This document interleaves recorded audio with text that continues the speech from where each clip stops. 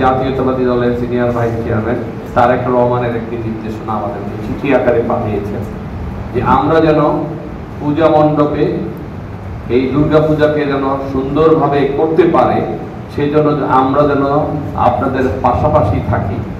গত পরশুদিন আমাদের সাথে আমাদের বাংলাদেশ জাতীয়তাবাদী দলের সিনিয়র যুগ্ম জয়েন্ট সেক্রেটারি রিজভী আহমেদ সাহেব সারা বাংলাদেশের সকল সভাপতি সাধারণ সম্পাদকের সাথে মিটিং করেছেন। আসলে মিটিংটা করার উদ্দেশ্য হলো যে এবারের পূজাটা যেন খুব শান্তিতে করতে পারে, গতবার মতো এরকম কিছু আশঙ্কা প্রকাশ করে এবং আছে যেগুলো নিয়ে আপনারা এখানে যারা আছেন তারাও আপনারা বুঝেন।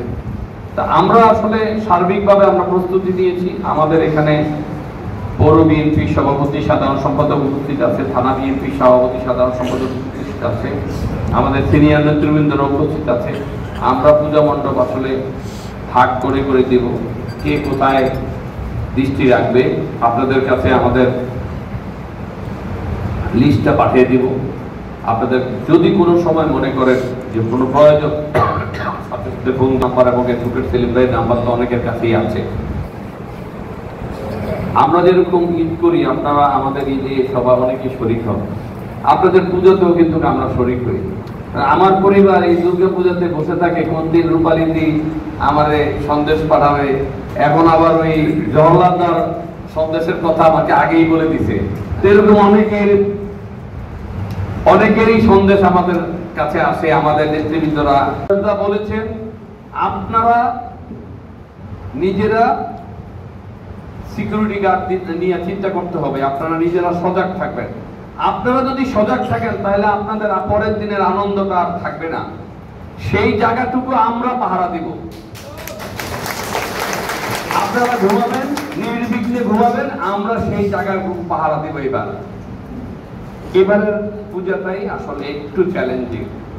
দেখেন সরকার থেকে আরম্ভ করে সবাই আমরা যেরকম ভাবে এটাকে আমাদের নেতা তারেক রহমান সাহেব যেরকম ভাবে সিরিয়াসলি নিয়েছে, অনেক রাজনৈতিক ব্যক্তিবর্গ হয়তো তাদের সক্ষমতা নাই, কিন্তু তারপরে তারাও কিন্তু এইটাকে খুব সিরিয়াসলি নিয়েছে। সুতরাং আপনারা আপনাদের জায়গাতে আপনারা আনন্দ করবেন। আপনারা যখন কোথাও সমস্যা হয় আপনারা আমাদেরকে জানাবেন। আর ইলেকট্রিসিটি আশা করি এগুলার সমস্যার সমাধান হয়ে যাবে। আর ট্রাফিকের জন্য একটু ভালো হয়, সেভাবে আমরা প্রশাসনের সাথে কথাবার্তা বলবো। আসলে আমরা সহযোগিতা না করলে প্রশাসনও আপনাদেরকে খুব একটা সহযোগিতা দেবে আমার মনে হয় না সেটা পারবে, কারণ এত জনগণ বাড়ছে এবং এই যে পূজাতে সবাই গ্রামের থেকে আসে শহরে। অনেকে দেখা যায় যে এক বছরে এই শুধু এই পূজা উপলক্ষে এই শহরে আসে, পূজা পালন করতে পারে, সেদিকে আমাদের সচেষ্ট থাকবো আমরা। এবং আমি চাঁদপুর সদরের সকল পূজা মণ্ডপে এবং হাইমতরের পূজা মণ্ডপে আমি যাওয়ার চেষ্টা করবো এবং আমাদের নেতৃবৃন্দ কিন্তু সবাই যাবে। করতে চাই না, এই সম্প্রীতি আমাদের হাজার বছরের ঐতিহ্য। পাক ভারত মহাদেশের সেই আবহমান কাল থেকে হিন্দু, মুসলিম, বৌদ্ধ, খ্রিস্টান, উপজাতি, নৃগোষ্ঠী, হরিজন সবাইকে নিয়ে আমরা একটি টেরিটরির মধ্যে বসবাস করছি। 56,000 বর্গ মাইলের মধ্যে 56,126 বর্গ মাইলের মধ্যে আমরা যারা আছি আমরা এখানে মনে করি আমরা সবাই বাংলাদেশি। আমরা কোনো সংখ্যালঘু নয়, কেউ হরিজন নয়, কেউ কোনো আপনার ওই মানে উপজাতি নয়, আমরা সবাই বাংলাদেশি। আমাদের মধ্যে কোনো ভেদাভেদ নাই।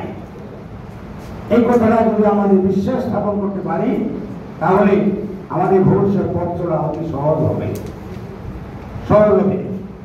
ভাইয়েরা বোনেরা, গত পূজা দুর্গা পূজায় যে পরিস্থিতি ছিল বর্তমানে কিন্তু সেই পরিস্থিতি নাই। কেন? তখন সবে মাত্র 5ই আগস্ট একটা আন্দোলন গেছে, তারপরেই পূজা, সবাই আমাদেরকে নিয়ে ব্যস্ত ছিলেন সুন্দরভাবে পূজা হোক। কিন্তু সামনে নির্বাচন, এই বছর চ্যালেঞ্জিং। এটা সতর্ক করে দেই, এই বছর কিন্তু চ্যালেঞ্জিং। মানিক সাহেব বলুক আর যেই বলুক যে আপনারা নির্বিঘ্নে পূজা করেন, করবো, কিন্তু আমরা ঘুমাই থাকবো আর আমাদের দেবতা বাইরে বসে থাকবে, এটা হবে না। প্রত্যেকটা পূজা মণ্ডপে অন্তত 15-20 জন কর্মী থাকতে হবে, যেমন তারা সন্ধ্যার সময়তে রাত্র পর্যন্ত পাহারা দেবে এবং রাত্রেও তারা কিছু লোক থাকতে হবে। কেন? কারণ রাত্রেবেলায় শেষ ভোরবেলায় এই ঘটনাগুলি হয়। আপনারা জানেন সকলেই, কুমিল্লার ঘটনা কিন্তু ভোর 5টার সময় হয়েছে, আমাদের পরপরই ঘটনাটা হয়েছে। যদিও তার নাম বলা হয়েছে সে পাগল, কিন্তু যাই হোক, কিন্তু ঘটনাটা ঘটাই দিয়েছে। তার পরিপ্রেক্ষিতে হাজীগঞ্জ কি না হয়েছে, কিন্তু চাঁদপুর, আমরা সারা বাংলাদেশের মধ্যে চাঁদপুর আমরা সবচেয়ে ভালো ছিলাম এবং আছি। কিন্তু এই আমরা চাঁদপুরের মানুষ, বিশেষ করে আমরা হিন্দু সম্প্রদায় খুব আশঙ্কায় ছিলাম। ওই সময়ে জেলা প্রশাসন এবং পুলিশ প্রশাসন আমাদেরকে সহযোগিতা করার মতন কোনো সুযোগ ছিল না। ঠিক সেই সময়টায় আজকে যিনি সভাপতি শেখ ফরিদ আহমদ মানিক, তিনি আমরা চাইলেই কিন্তু তখন কার কাছে যাবো আমরা, তিনি না চাইতেই তিনি কিন্তু এই কাজটি করেছেন। তিনি আমাদের জেলা বিএনপির সাধারণ সম্পাদকের নামে একটি মাইকিং করে দিলেন। আমরা শুনলাম যে কেউ যদি কোনো সংখ্যালঘু কোনো হিন্দু সম্প্রদায়ের কারো গায়ে একটুখানি আঁচড় দেয়, তাহলে কিন্তু এর পরিণতি ভয়াবহ হবে।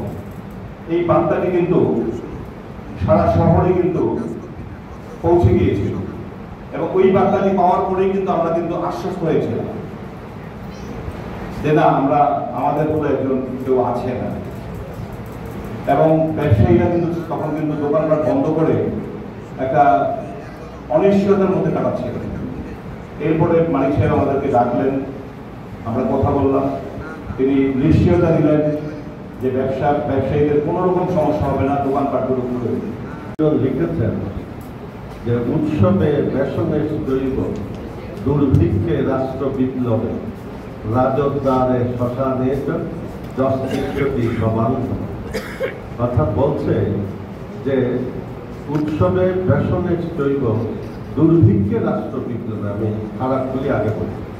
দুর্ভিক্ষে যখন ভিক্ষা মিলে না, দুর্ভিক্ষে, আর রাষ্ট্র বিপ্লবে, রাষ্ট্রে যখন রাজা থাকে না তখনই রাষ্ট্র বিপ্লব হয়।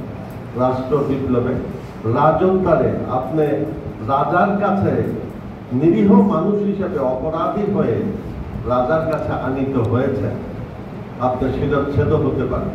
রাজদণ্ডে আগে এরকমই ছিল। রাজত্বারে শ্মশানে, আর বিপদের দিনে আপনার পিতৃবিয়োগ হয়েছে, মাতৃবিয়োগ হয়েছে, সেদিন আপনার সাথে যিনি শ্মশানে থাকেন সেই প্রকৃত বান্ধব। আমরা যে গত বছর যে রাষ্ট্র বিপ্লবে পড়েছিলাম, 3টা দিন কোনো সরকার ছিল না। সেই সময়ে আমাদের পাশে কে দাঁড়িয়েছে? সেই যে বলেছি মানিক, সব দিকের মানিক, তার দল নিয়ে, তার সারথীদের নিয়ে আমাদের বাড়ি বাড়ি গিয়েছে।